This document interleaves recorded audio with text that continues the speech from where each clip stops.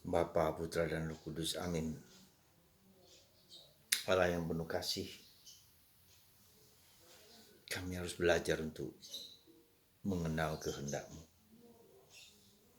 Belajar untuk menerima Engkau sebagai Sang Juru Selamat, Sang Penebus.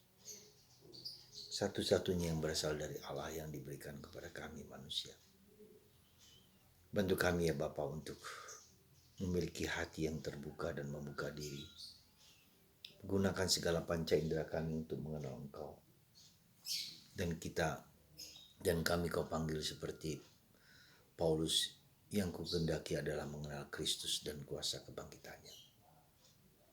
Berkat-Mu atas kami semua ya Bapa.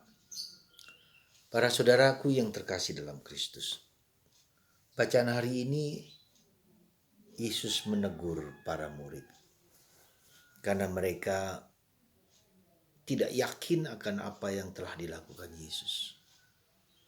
Mereka melihat, mereka mendengar, mereka dengan mata kepala sendiri bersama Yesus, pergi bersama Yesus kemana-mana. Tapi rupanya mereka gagal mengerti maksud hati Yesus. Ketika Yesus bicara kepada mereka supaya hati-hati dengan ragi orang Farisi dan Herodes. Dan para rasul menduga Yesus mengatakan ini karena mereka tidak membawa roti, hanya satu roti di dalam perjalanan mereka. Lalu Yesus mengerti apa yang ada dalam hati mereka dan mengatakan, kalian punya mata, punya telinga, tetapi tidak mendengar. Berapa yang sudah dilakukan?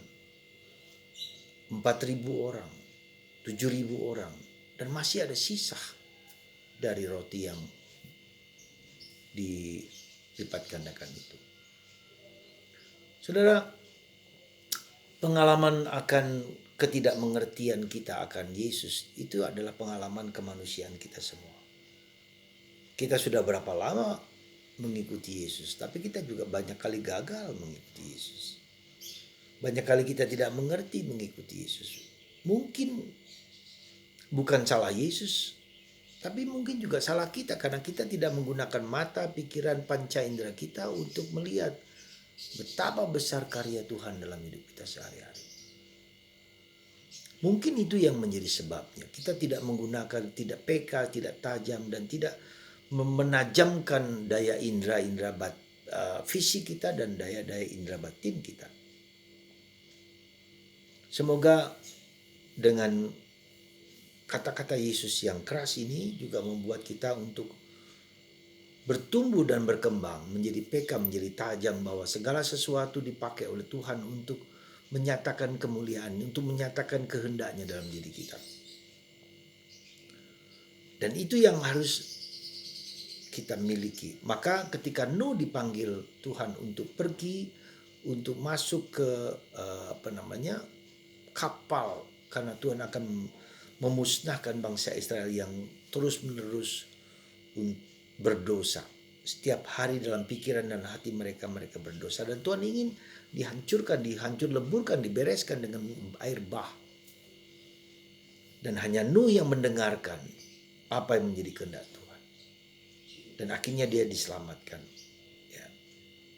Saudara, kita berada dalam lautan air luas yang tidak mendengarkan Tuhan, yang tidak peduli dengan Tuhan. Ya.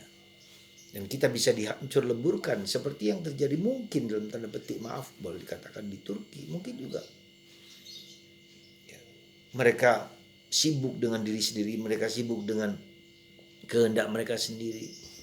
Ya. Dan Tuhan bisa menghancur leburkan orang zaman sekarang. Dan itu juga yang terjadi dengan air bah, dengan banjir, ya, dengan malapetaka demi malapetaka. Ya, kita tidak boleh menyimpulkan secara gampangan begitu, tapi mungkin juga karena Tuhan juga menghancurkan manusia dengan gejala-gejala alam, mungkin badai, mungkin peperangan, mungkin bencana alam. Itu adalah alat yang mungkin Tuhan untuk mengingatkan kita. Dengan COVID-19 ini juga mungkin adalah cara Tuhan untuk mengingatkan kita untuk kembali kepada Tuhan. Tapi apakah orang kembali kepada Tuhan? Bisa ya, bisa enggak. Mari kita PK akan tanda-tanda zaman di mana Tuhan berbicara dan menunjukkan kepada kita untuk kembali untuk bertobat kepada Tuhan. Semoga Anda dalam hidup keluarga kita masing-masing juga ada banyak malapetaka, ada banyak penderitaan, ada banyak kesusahan. Mungkin juga sebagian itu adalah kelemahan dan keterbatasan kita. Maka kita dipanggil untuk kembali kepada Tuhan, untuk taat kepada Tuhan. Semoga Tuhan memberkati kita semua dengan segala karunia yang kita alami, dan kita mulai PK akan tanda-tanda yang Tuhan berikan kepada kita untuk kembali, untuk lebih dekat dengan Tuhan, untuk bersatu dengan Tuhan, untuk memperbaiki hidup kita. Tuhan berkati Anda semua. Bapa, Putra,